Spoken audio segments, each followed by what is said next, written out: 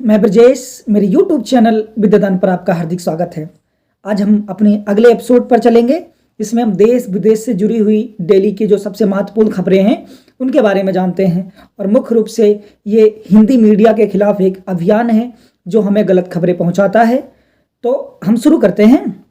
उम्मीद है अपने चैनल को अभी लाइक, शेयर और सब्सक्राइब जरूर किया होगा। अगर आप नए हैं तो ज़रूर शेयर और सब्सक्राइब लाइक ज़रूर किया करें। चैनल अभी छोटा है, बड़ा होगा तो मुझे भी आपसे काफ़ी उम्मीदें होंगी और मैं आपसे कोशिश करूंगा कि आपको जितना ज़्यादा बेहतरीन जानकारियां हो सके वो मैं दे सकूं।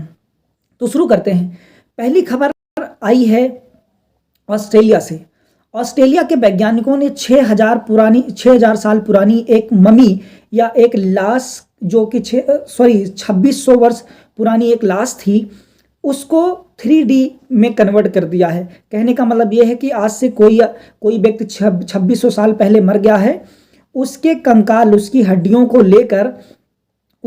लेकर वैज्ञानिकों ने लैब में उसके चेहरे को फिर से बना दिया है। यानी ऐसे सोचिए कि अगर हमारा कोई पूर्वज आज से 100, 200, 300 साल पहले मर गया हो तो उसकी अगर हड्डियां पाई जा सकें तो हड्डियों के जरिए DNA निकालकर उसका चेहरा 3D फॉर्म में फिर से बनाया जा सकता है। तो ये वैज्ञानिकों की काफ़ी अच्छी उपलब्धि रही। ऑस्ट्रेलिया के जो वैज्ञानिक थे उन्होंने FAPAB लैब में इसको बनाया है। इसके जरिए हमारे जो पूर्वज या पुराने लोग हजारों साल पहले मर गए हैं उनकी हड्डियों के जरिए उनके चेहरे को फिर से बनाया जा सकेगा। तो ये थी आज विज्ञान की पहली खबर। आपको उम्मीद है आपको बहुत अच्छी लगी होगी। अगली खबर है भारत से। भारत की सरकार ने, जो कि बीटिंग द रिट्रीट सेरेमनी होती है, याद रखें कि जो रिपब्लिक डे होता है 26 जनवरी से 3 दिन पहले से एक सेरेमनी होती है जिसे बीटिंग द रिट्रीट सेरेमनी कहा जाता है। इसमें भारत की सभी सेनाएं आकर अपना परफॉर्मेंस देती हैं। तो इसमें कई सारी धुन बजाई जाती हैं। तो बीटिंग द रिट्रीट में अब की बार जो गांधी जी की सबसे प्रसिद्ध धुन थी उसको नहीं बजाया जाएगा। गांधी जी की जो सबसे प्रसिद्ध ध्वनि है, आप पेपर में पढ़ सकते हैं, उसका नाम था abide with me. Abide with me Gandhi ji बहुत सुना करते थे। गांधी जी की सबसे प्रसिद्ध ये धुन थी जिसको हमेशा बजाया जाता था, लेकिन सरकार ने इस बार इसको बजाने से मना कर दिया है। इस बार कुल 26 धुनें बजाए जाएंगे जिसमें से अबाइड विद मी को हटा दिया गया है। याद रखना इतनी बात को। गांधी जी को कई सारी पसंद थी, उसमें आपने सुना होगा कि उनकी अलग अलग धुनें हुआ करती थी तो उनको वो सुना करते थे। तो गांधी जी के सम्मान में इनको बजाया जाता था, लेकिन अब नहीं बजाया जा सकता। अबाइड विद मी धुन के बारे में बता देता हूं मैं आपको। 1847 में इसको हेनरी फ्रांसिस नामक एक लेखक ने लिखा था। जब पहला विश्व युद्ध हुआ था तो पहले विश्व युद्ध में इसको गाया गया था। जो व्यक्ति स्कॉटलैंड वगैरह वाले एरिया से गुम हो गए थे उनकी याद में ये गाना लिखा गया था। बाद में गांधी जी को काफ़ी पसंद रहा तो हमेशा उनकी याद में इस गाने को बजाया जाता था। अब की बार इसे नहीं बजाया जाएगा। याद रखें, अब की बार टोटल 26 धुनों को बजाया जा रहा है। अगली खबर है अमेरिका से। अमेरिका के कैलिफोर्निया प्रांत में आग लग गई है जिससे 6000 एकड़ जंगल जल चुके हैं। याद रखें, जिस तरह से ग्लोबल वार्मिंग बहुत तेजी के साथ बढ़ती जा रही है, जंगलों में आग लगने की प्रक्रिया बढ़ती जा रही है और जैसे जैसे इन जंगलों में आग लगेगी पर्यावरण को नुकसान होगा और कभी लू कभी सर्दी इतनी ज़्यादा हो जाएगी, यह समंदर का जलस्तर भी बढ़ेगा। अभी हाल ही में कुछ समय पहले अमेजन के जंगलों में आग लग गई थी जिसमें 2 लाख वर्ग किलोमीटर स्क्वायर क्षेत्रफल का जंगल जल गया था। याद रखें कि ये इतने बड़े जंगल हैं जिन्हें धरती का फेफड़ा कहा जाता है। जैसे जैसे ये जंगल बढ़ेंगे कार्बन डाइऑक्साइड बढ़ेगा और धरती पर प्रलय की संभावना भी बढ़ती रहेगी। अगली खबर है हमारे पड़ोसी देश अफगानिस्तान से। अफगानिस्तान की नई रिपोर्ट बताती है कि अफगानिस्तान में 1 करोड़ लोग भूखमरी में हैं, यानी उनके पास खाना नहीं है। अफगानिस्तान की 90% जनसंख्या इस समय गरीबी रेखा के नीचे चली गई है। 1 करोड़ लोग भूखे मर रहे हैं। सरकारों के पास कोई रास्ता है नहीं। वहां की जो तालिबान सरकार है उसके पास कोई रास्ता उनको पास बचाने को है नहीं। 8 लाख जो वहां पे सरकारी कर्मचारी थे उनको पेमेंट नहीं दी गई है 6 महीने से। 95% वहां की महिलाओं को जो काम धंधा करती थी उनको रोक दिया गया है। अमेरिका ने भी जो उसका विदेशी जो अफगानिस्तान का विदेशी फंड हुआ करता था, अमेरिका ने उसे देने से मना कर दिया है। इस तरह से आ चुकी है।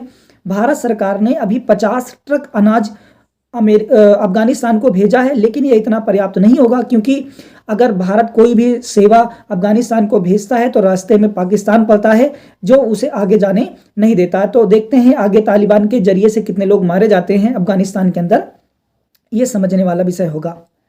अगली खबर है यूएई से। यूएई ने अपनी जो ड्रोन की उड़ानें हैं उनको एक महीने के लिए बंद कर दिया है। याद रखें, कुछ समय पहले हूती विद्रोहियों ने सऊदी अरब पर हमला किया था, बदले में सऊदी अरब ने यमन पर हमला कर दिया है, और फिर से हूती विद्रोहियों ने इसका बदला लेने के लिए यूएई पर हमला किया। तो यहाँ पे मारकाट चल रही यमन के अंदर। आप सोच रहे होंगे यमन, ये हूती कौन है, तो मैं आपको 1 मिनट में समझाने की कोशिश करता हूँ। अगर आप यमन का मैप देखेंगे तो यमन के करीब में एक देश, दोनों बगल बगल में देश पड़ते हैं, सऊदी अरब और यूएई, एक तरफ है यमन, इसके पीछे की तरफ पड़ता है एक देश जिसका नाम है ईरान। याद रखें कि मुसलमानों में 2 सेक्ट हैं, एक है शिया, एक है सुन्नी। जो सऊदी अरब है ये सुन्नी बहुल देश है। एक्चुअल में यहाँ वहाबी विचारधारा भी काफ़ी थी, लेकिन उसको अभी बंद कर दिया गया है। तो जो सऊदी अरब है यहाँ पर सुन्नियों की जनसंख्या ज़्यादा है, वहीं पर ईरान में शियाओं की जनसंख्या ज़्यादा है। जो बगल में देश है यमन, यमन में सऊदी अरब और ईरान दोनों कब्जा करना चाहते हैं, परंतु यहाँ पर जो लोग रहते थे उनका नाम था हूती। हूती मुख्य रूप से मुसलमानों में केवल 2 ही विचारधाराएं नहीं हैं, और भी हैं, शिया और सुन्नी मुख्य हैं। उसमें से जो हूती हैं वो इस्लाम की जायडिज्म विचारधारा को मानते हैं। जायडिज्म विचारधारा इस्लाम की विचारधारा को मानते हैं, और वो सलाफी विचारधारा का विरोध करते हैं। मुख्य रूप से सलाफी विचारधारा भी इस्लाम की एक विचारधारा है, इसी को लेकर कन्फ्लिक्ट है। तो ईरान जो है वो यमन को जीतना चाहता है, और सऊदी अरब भी यमन को जीतना चाहता है। इन दोनों देशों की वजह से आज यमन में 10 सालों से गृह युद्ध चल रहा है, जिसमें करीब 10 लाख लोग मारे जा चुके हैं। वहाँ पे भुखमरी, गरीबी भी इन दोनों देशों की वजह से फैली हुई है।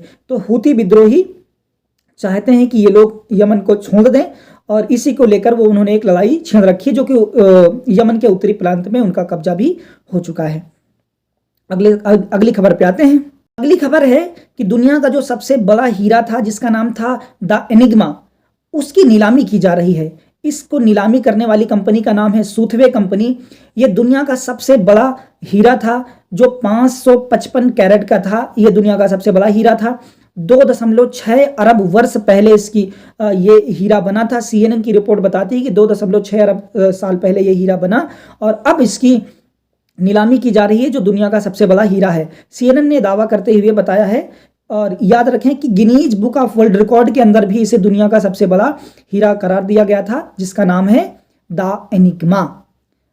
नेक्स्ट जो हमारी खबर है वो साइंस से है। अमेरिका के वैज्ञानिकों ने सुअर की किडनी को इंसान के अंदर ट्रांसप्लांट कर दिया है। सुअर की किडनी इंसान के अंदर ट्रांसप्लांट कर दिया गया था, और वो इतनी बेहतरीन तरीके से इसको किया गया कि वो किडनी केवल 23 मिनट के अंदर काम करने लगी। अमेरिका की यूनिवर्सिटी जिसका नाम है अल्बामा यूनिवर्सिटी के वैज्ञानिकों ने एक मरीज जिनका नाम था जिम पर्सन्स की, उनका ब्रेन डेड हो चुका था, और उस पर इन्होंने सर्जरी कर सुअर की किडनी को ट्रांसप्लांट कर दिया, जो पूरी तरह से अब काम कर रही है। इसी के कुछ समय पहले अमेरिका की जो एक यूनिवर्सिटी जिसका नाम है यूनिवर्सिटी ऑफ मैरीलैंड के वैज्ञानिकों ने आज से 4-5 दिन पहले बिड बेनेट नाम के एक व्यक्ति में सुअर का दिल, मॉडिफाइड दिल ट्रांसप्लांट किया था। तो इस समय दुनिया काफी तेजी के साथ विज्ञान के क्षेत्र में तरक्की करती हुई जा रही है। तो ये हमारी साइंस की न्यूज थी। अगली खबर है हमारी, ये भी साइंस से रिलेटेड है। रॉल्स रॉयल्स एक कंपनी, आपको पता है दुनिया की सबसे महंगी कार बनाती है रॉल्स रॉयल्स। उसने दुनिया का सबसे तेज उड़ने वाला इलेक्ट्रिक विमान बनाया है। दुनिया का सबसे तेज उड़ने वाला इलेक्ट्रिक विमान बनाया है, जो 623 किलोमीटर प्रति घंटा की रफ्तार से 3000 फुट की ऊंचाई पर भी उड़ सकता है। इसका वीडियो मैं लगा देता हूं, आप देख लेना कि ये दुनिया का सबसे तेजी के साथ उड़ने वाला इलेक्ट्रिक विमान बन गया है, जो बनाया है रॉल्स रॉयल्स कंपनी ने। हमारी अगली खबर है, ये एक्चुअल में खबर क्या, इसको कुछ समझाने के लिए लिया गया है। प्रियंका चोपड़ा और निक जोनास, आपको पता है अभिनेत्री हैं जिन्होंने शादी की है निक जोनास से, इन्होंने अपना पहला बच्चा अडॉप्ट ले लिया है सोरोगेसी प्रक्रिया के तहत, जिसको लेकर भारत में काफ़ी बवाल भी मचा हुआ है। तो मैं आपको समझाता हूं कि सोरोगेसी होता क्या है। याद रखें कि सोरोगेसी को एक ऐसे समझ सकते हैं जिसको हम कहते हैं किराए की कोख। गांधी मां तो बन गई हैं, परंतु उन्होंने अपने गर्भ से, अपनी कोख से बच्चे को जन्म नहीं दिया है।